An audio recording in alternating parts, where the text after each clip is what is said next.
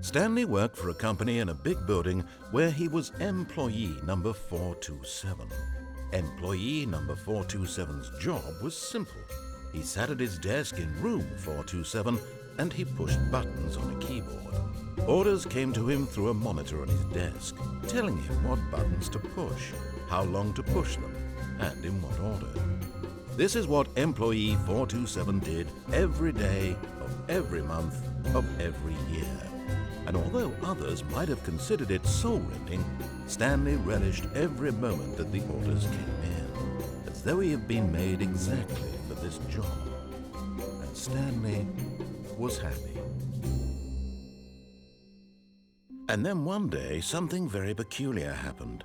Something that would forever change Stanley. Something he would never quite forget. He had been at his desk for nearly an hour when he realized that not one single order had arrived on the monitor for him to follow.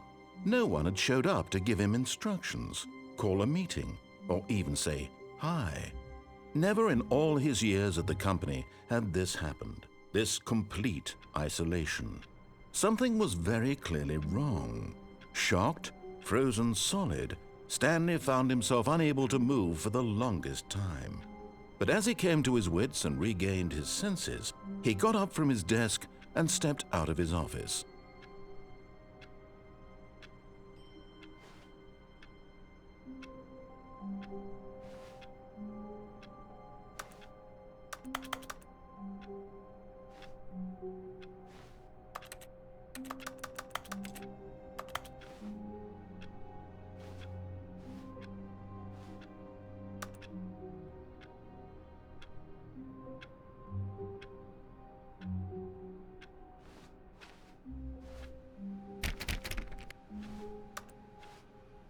All of his co-workers were gone.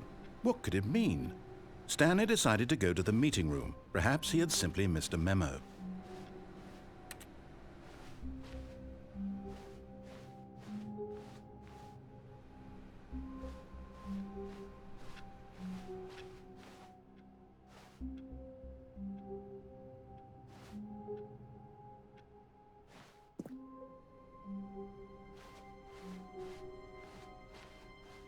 When Stanley came to a set of 2 open doors, he entered the door on his left.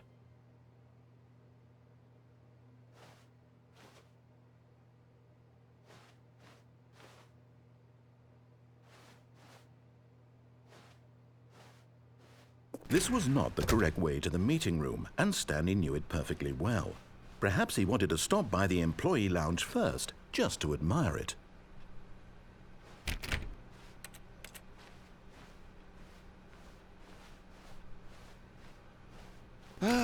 Yes, truly a room worth admiring.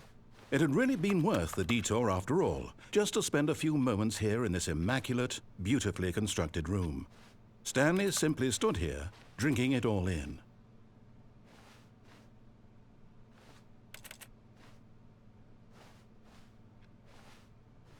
But eager to get back to business, Stanley took the first open door on his left.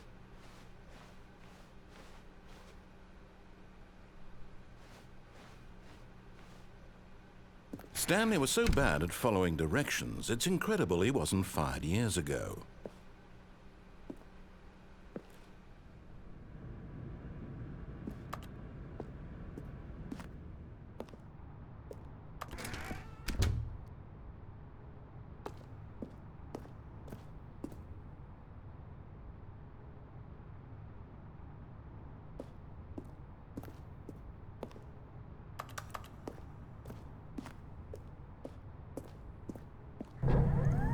Look, Stanley, I think perhaps we've gotten off on the wrong foot here.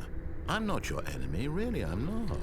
I realize that investing your trust in someone else can be difficult, but the fact is that the story has been about nothing but you all this time. There's someone you've been neglecting, Stanley. Someone you've forgotten about. What? Really? I was in the middle of something. Do you have zero consideration for others? Are you that convinced that I want something bad to happen to you? Why, I don't know how to convince you of this, but I really do want to help you, to show you something beautiful. Look, let me prove it. Let me prove that I'm on your side. Give me a chance. Now listen carefully, this is important. Stanley walked through the red door.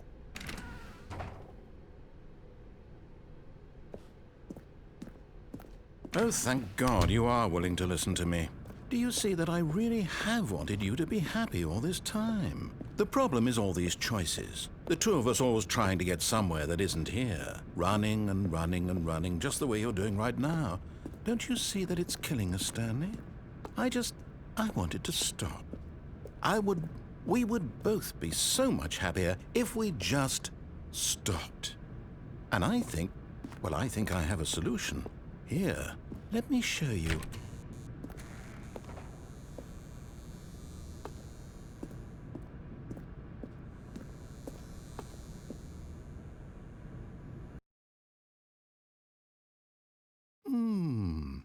What do we want?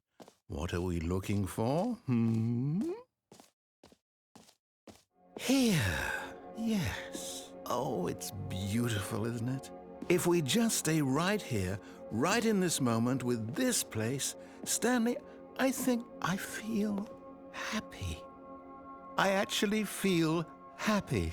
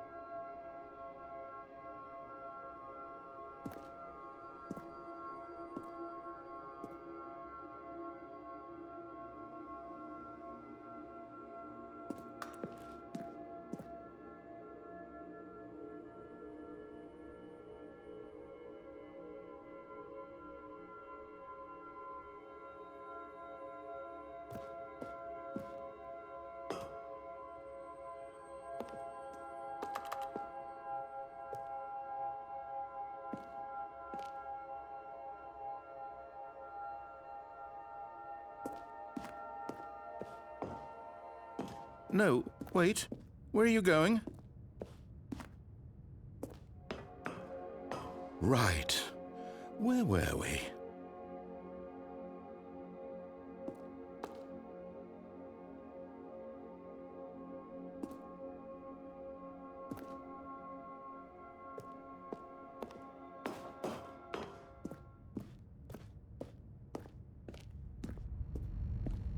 Oh no! Stay away from those stairs. If you hurt yourself, if you die, the game will reset. We'll lose all of this.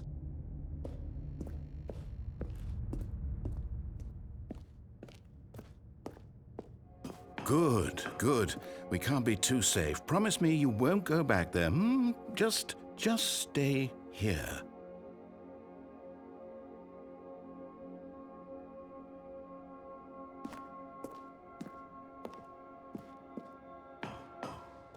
No! What did we talk about? You're risking everything we achieved here. You heard me before, didn't you? You will die! What about this isn't getting through to you? Please, no, Stanley, let me stay here. Don't take this from me. Please, Stanley, think about what you're doing.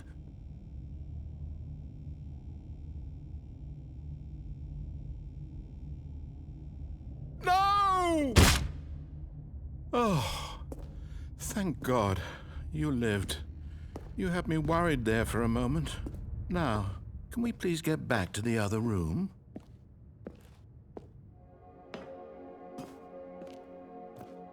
There. See? This is what you want. This is where we can both be happy. Stanley, go back. There's nothing good that can come from this.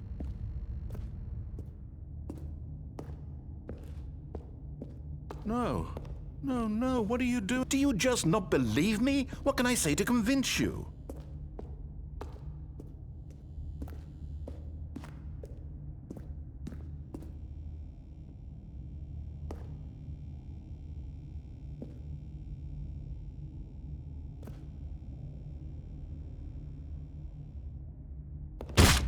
Stanley, let's go back to the other room. Can you do that for me? My God, is this really how much you dislike my game?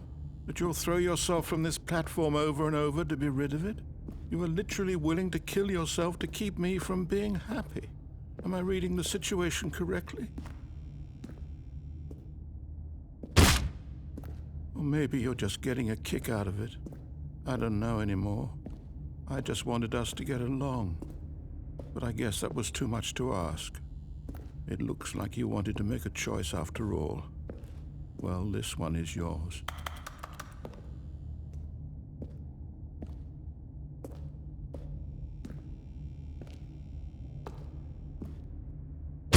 Is it over? It's going to restart, isn't it? I'm going back.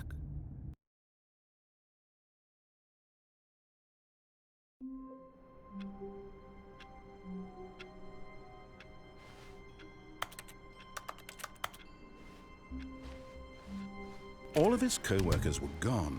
What could it mean? Stanley decided to go to the meeting room. Perhaps he had simply missed a memo.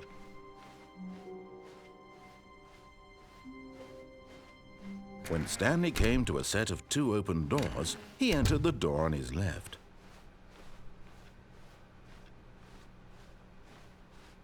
Yet there was not a single person here either. Feeling a wave of disbelief, Stanley decided to go up to his boss's office, hoping he might find an answer there.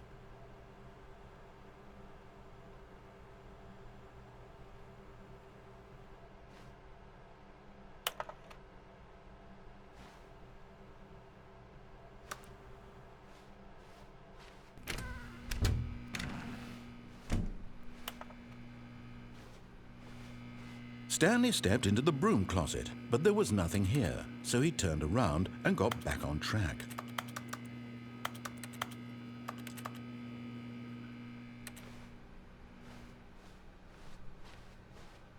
Coming to a staircase, Stanley walked upstairs to his boss's office.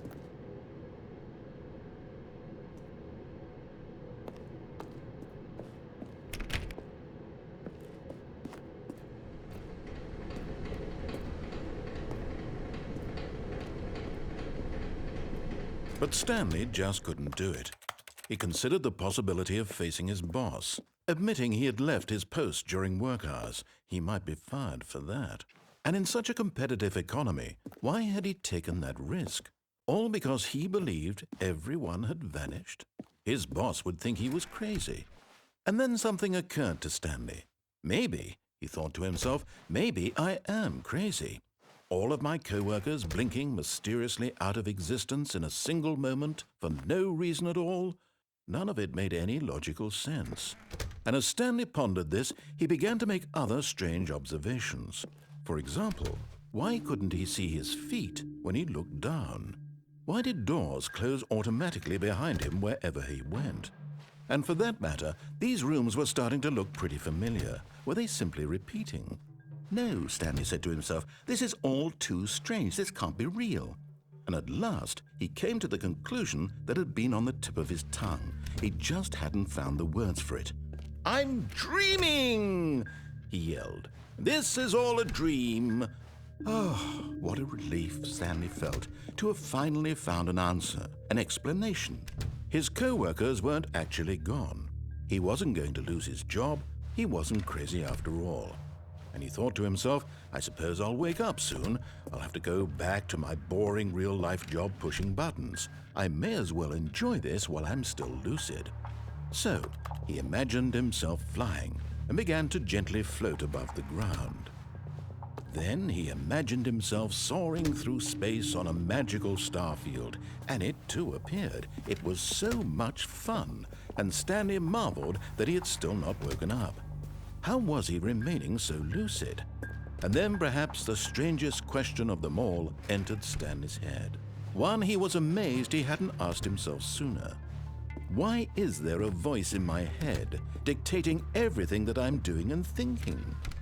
Now the voice was describing itself being considered by Stanley, who found it particularly strange. I'm dreaming about a voice describing me, thinking about how it's describing my thoughts, he thought.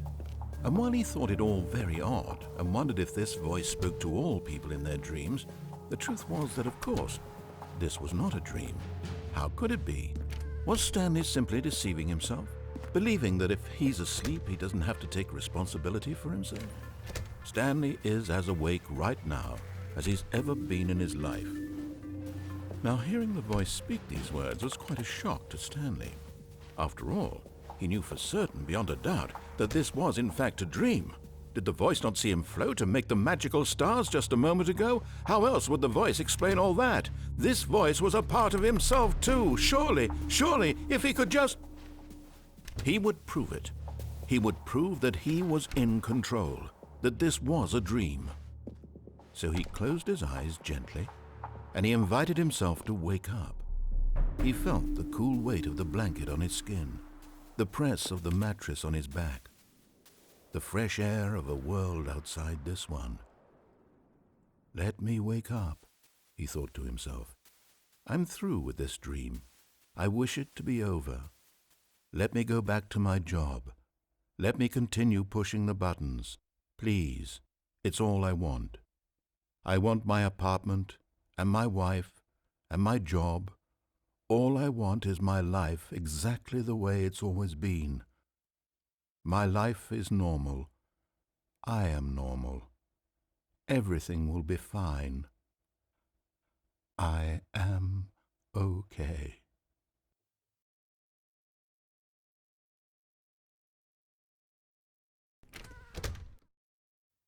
Stanley began screaming. Please, someone, wake me up. My name is Stanley.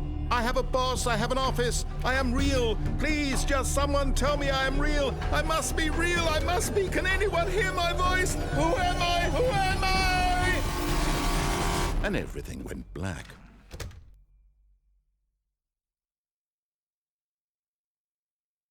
This is the story of a woman named Mariella. Mariella woke up on a day like any other. She arose, got dressed, gathered her belongings, and walked to her place of work. But on this particular day, her walk was interrupted by the body of a man who had stumbled through town talking and screaming to himself, and then collapsed dead on the sidewalk. And although she would soon turn to go call for an ambulance, for just a few brief moments, she considered the strange man. He was obviously crazy. This much she knew. Everyone knows what crazy people look like. And in that moment, she thought to herself how lucky she was to be normal. I am sane. I am in control of my mind. I know what is real and what isn't. It was comforting to think this, and in a certain way, seeing this man made her feel better.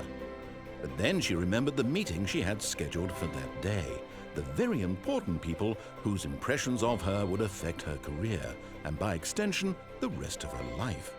She had no time for this, so it was only a moment that she stood there, staring down at the body. And then she turned and ran.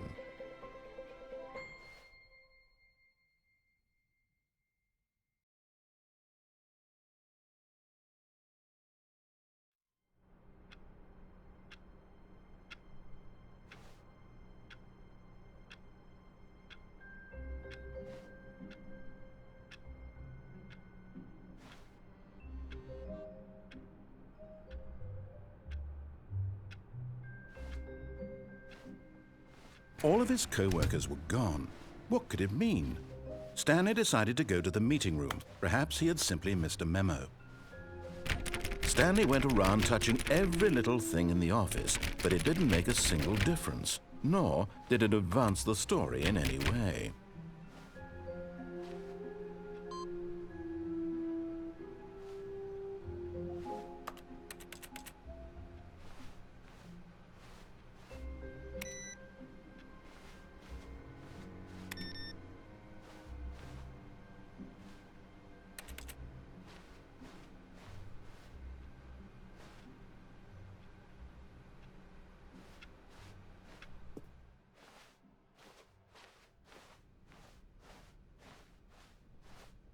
When Stanley came to a set of 2 open doors, he entered the door on his left.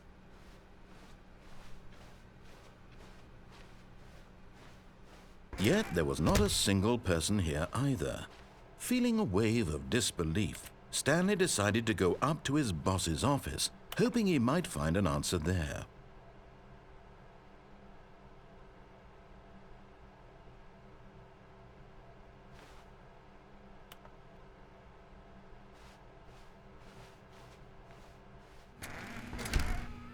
Oh no, no, not again. I won't be part of this. I'm not going to encourage you. I'm not going to say anything at all. I'm just going to be patient and wait for you to finish whatever it is you enjoy doing so much in this room. Please take your time.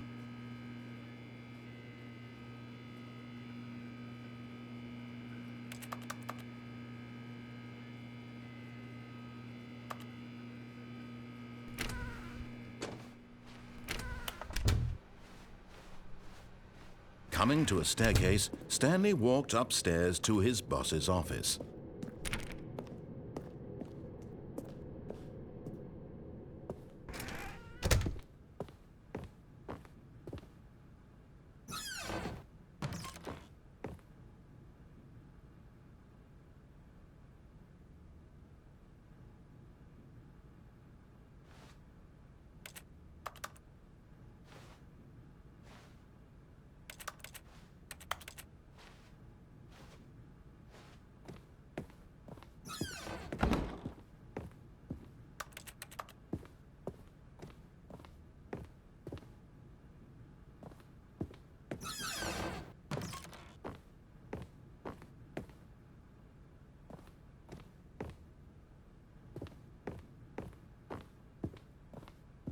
Stepping into his manager's office, Stanley was once again stunned to discover not an indication of any human life. Shocked, unraveled, Stanley wondered in disbelief who orchestrated this, what dark secret was being held from him. What he could not have known was that the keypad behind the boss's desk guarded the terrible truth that his boss had been keeping from him, and so the boss had assigned it an extra secret PIN number, 2845. But of course, Stanley couldn't possibly have known this.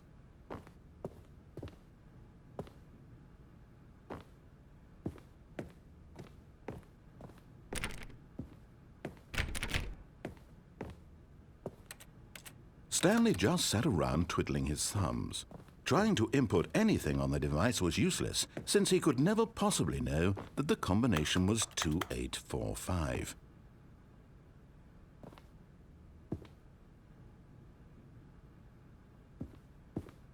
Two, 8, 4, 5.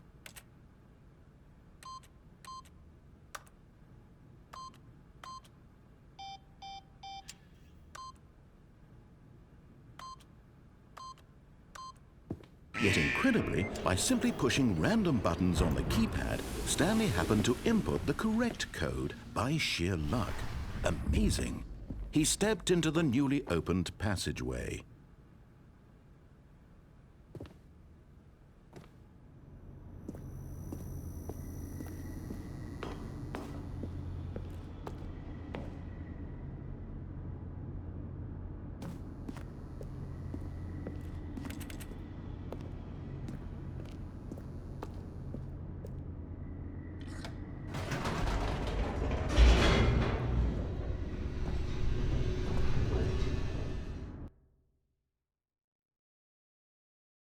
Descending deeper into the building, Stanley realized he felt a bit peculiar.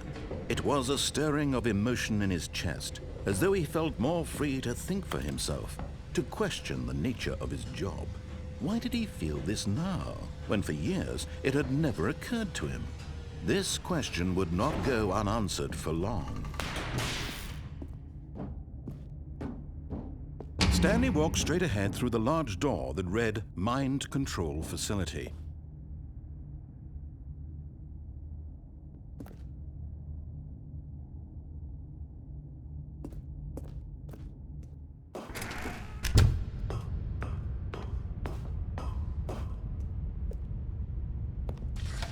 The lights rose on an enormous room packed with television screens. What horrible secret did this place hold? Stanley thought to himself. Did he have the strength to find out?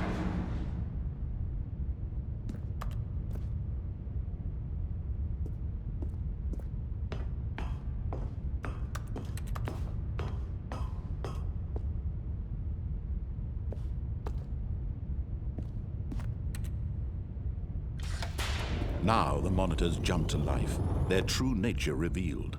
Each bore the number of an employee in the building, Stanley's co-workers. The lives of so many individuals reduced to images on a screen, and Stanley, one of them, eternally monitored in this place where freedom meant nothing.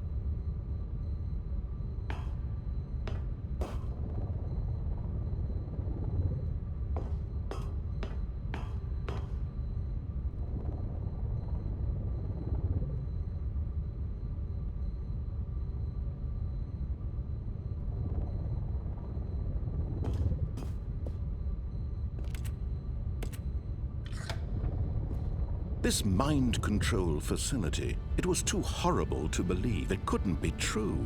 Had Stanley really been under someone's control all this time? Was this the only reason he was happy with his boring job? That his emotions had been manipulated to accept it blindly?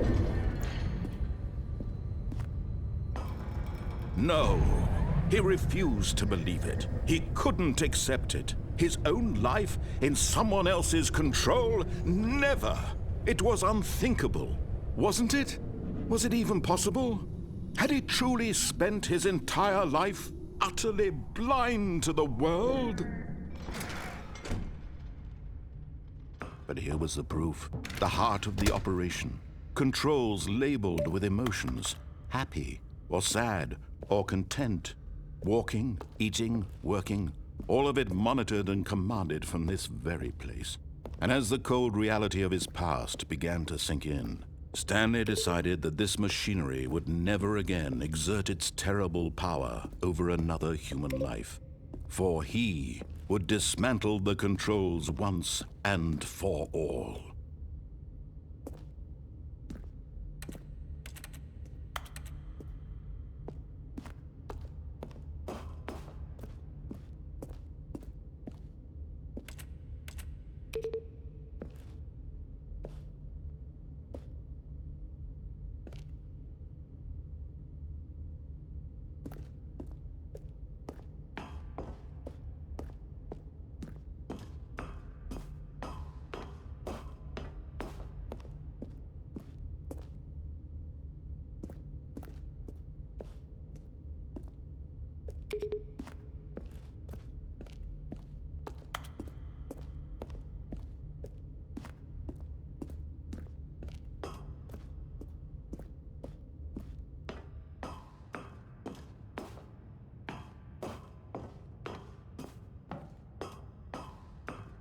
And when at last he found the source of the room's power, he knew it was his duty, his obligation, to put an end to this horrible place and to everything it stood for.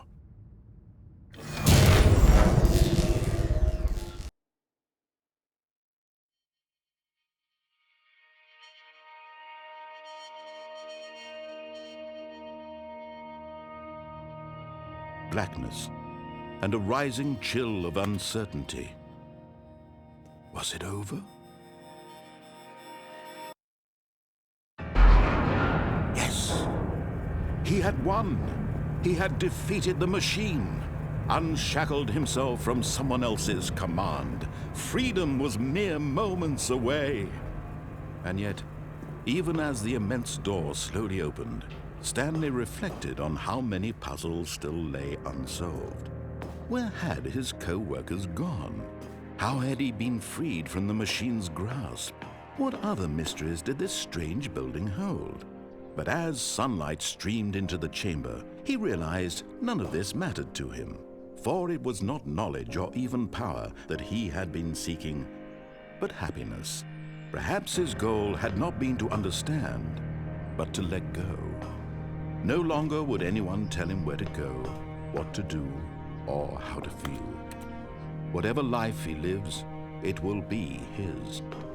And that was all he needed to know. It was perhaps the only thing worth knowing. Stanley stepped through the open door.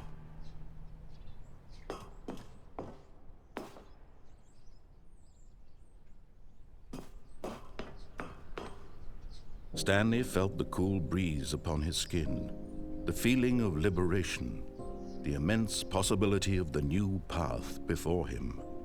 This was exactly the way, right now, that things were meant to happen. And Stanley was happy.